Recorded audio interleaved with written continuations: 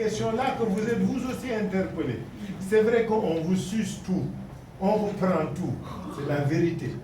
Mais je crois que pour que vous puissiez aider vos parents et votre pays à s'émanciper, il faut investir dans la durée. Et la durée, c'est vous donner les moyens de leur permettre de s'émanciper. Mais surtout que vous gardiez le contrôle de cela. Si vous créez un fonds, et nous y travaillons depuis quelques années. Bon, Aziz ne veut pas entendre parler de Banque mondiale, mais c'est vraiment ça, parce que ce que nous voulons, c'est que si la diaspora sénégalaise mettait uniquement $1 million, $1 million, c'est un levier pour $20 millions. $1 million que vous mettez sur la table, c'est un levier pour $20 millions. C'est un peu des trucs comme ça que nous voulions, à cela que vous pensiez. Parce que c'est ça la solution. Si vous voulez que les gens cessent de venir un peu nous picorer le peu qu'on a, il faut que vous ne cédiez pas la place. Si vous n'occupez pas la place, d'autres vont l'occuper pour vous. L'IEC, Awa, vous avez raison. Je crois que ça, on est interpellé par le SIG.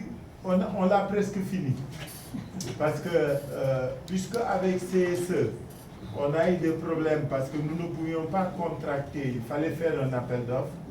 Dans le cadre du programme éclairage public avec l'AFD et voirie avec la BOAD et les feux tricolores, on est en train de terminer un cycle de toutes les infrastructures de Dakar. C'est-à-dire quand ce sera opérationnel en août, vous aurez la cartographie de Dakar au niveau voirie, toutes les infrastructures. Et pour les panneaux, vous avez raison, c'est que les panneaux maintenant sont allés au niveau des communes. Donc nous sommes en train de transférer les éléments que nous avions au niveau des communes.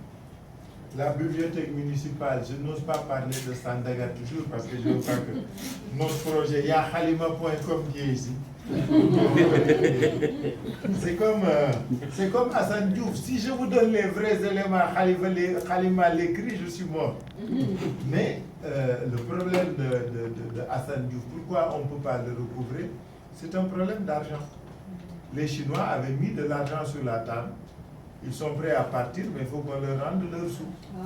Mais c'est des milliards. Je n'en dis pas plus.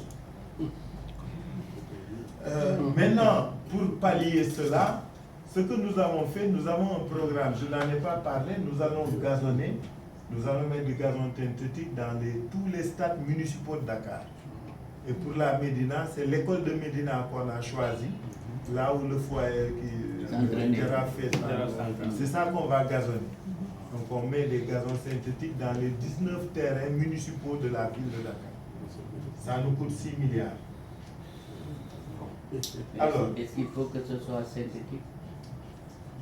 Disons qu'on a fait un appel d'offres, mais la gestion, je ne pas mais la gestion est semi-privée.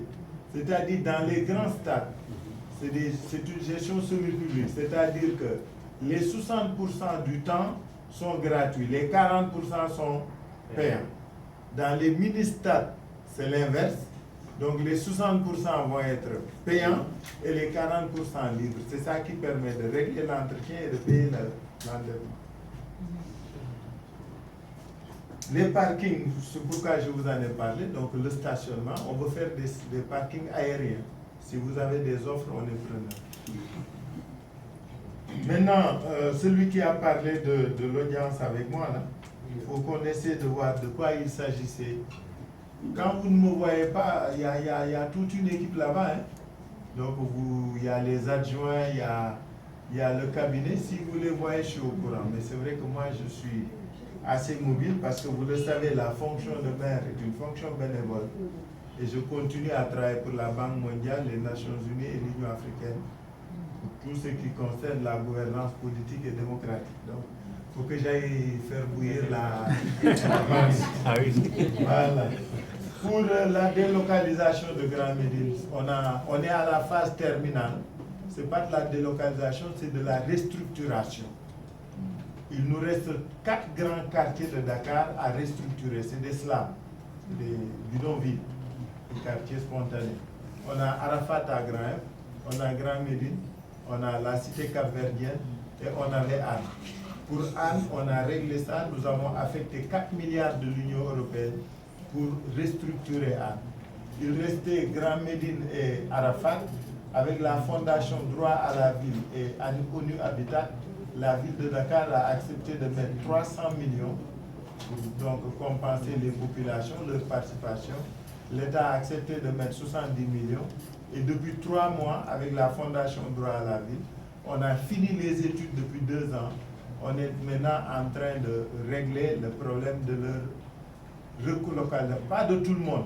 Parce que vous savez, quand nous devons restructurer, on a des maisons qui vont sauter. Parce qu'il faut de l'espace pour décider des rues, il faut de l'espace pour le réseau de voirie et d'assainissement, il faut des infrastructures communes comme les écoles et autres. Donc on va faire, je crois, à Grand Médine, on a 20 ou 30 et quelques maisons qui vont quitter et qu'on n'a pas où mettre. On est en train de chercher ça, c'est la même chose à Arafat. Mais ce n'est pas tout Grand Médine qui part, mais une partie des maisons devront être logées ailleurs qu'à Grand Médine parce qu'on n'a pas d'espace pour les reloger. Voilà la diaspora. Quelle opportunité à la ville. Nous sommes ouverts sur tous nos projets d'infrastructures commerciales, sur tous nos projets de parking aérien. Bon, le projet sportif, ça y est, on a réglé ça. L'hôpital de Parcelles aussi, on a réglé. Donc aujourd'hui, les opportunités d'investissement, c'est dans l'urbanisme commercial et dans la mobilité urbaine. Ça, si vous avez des partenaires, nous sommes preneurs. Mais je crois que ce qu'il vous faut, c'est vraiment d'aller vers un fonds d'investissement. Si vous le faites, d'abord, vous pourrez peser sur les décisions du pays, vous pourrez aider efficacement les populations et vous pourrez autonomiser tous ceux qui en ont besoin. Je vous remercie.